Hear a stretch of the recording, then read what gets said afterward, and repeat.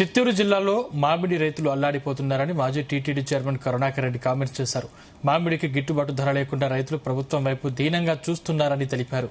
రాష్ట్రంలో 25 పల్ప్ ఫ్యాక్టరీల వద్ద లారీలు, ట్రాక్టర్లతో రైతులు ఎదురు చూస్తున్నారని మండిపడ్డారు. ప్రభుత్వం కిలోకు 4 రూపాయలు ఇస్తామని చెప్పి చేతులు దులిపేసుకుందని ఆగ్రహం వ్యక్తం చేశారు.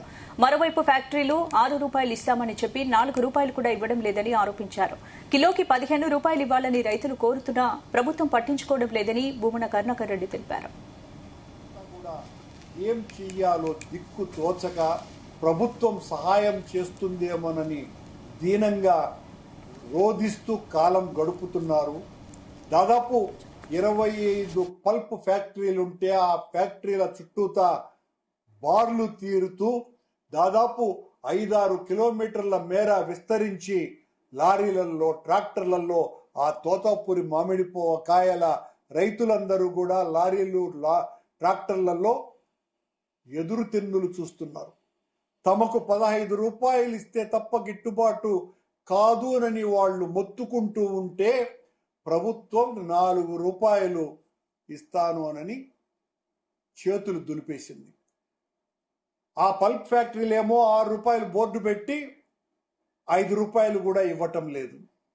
ఎక్కడ చూసినా కూడా దాదాపు 55,000 మంది రైతులు పండించిన 2.5 లక్షల ఎకరాలలో 7 లక్షల టన్నుల ఉత్పత్తి తోతాపురి ఈ రోజున, అందులో దాదాపు 2 లక్షల టన్నులకు పైగా రైతులు ఇక మా పంటను కొనలేరు అని ఆ పంటంతా కూడా చెట్ల కిందనే రాలిపోతే కుళ్ళిపోయి అదంతా పురుగులు పడి విపరీతమైన గౌలు కంపు కొడుతోంది. అలాగే రోడ్లలో ఈ పల్ప్ ఫ్యాక్టరీల వాళ్ళు కొనకపోవటము, తీసుకోకపోవటం మూలంగా ఎక్కడికెక్కడ పల్ప్ ఫ్యాక్టరీలకు పోయే దారుల నిండా ఈ తోతాపురి మామిడికాయలు కుళ్ళిన కంపు కొడుతున్న సందర్భాలు అనేకం చూడవచ్చు. పల్ప్ ఫ్యాక్టరీల దగ్గర ఎదురుతెన్నులు చూస్తున్నటువంటి రైతులు ఈరోజు ఉదయం మొన్న చంద్రబాబు గారు నేను 4 రూపాయలు 6 రూపాయలు దీనికి మద్దతు ధర ప్రకటించినాము అని ప్రభుత్వం ఒక ప్రకటన ఇచ్చింది.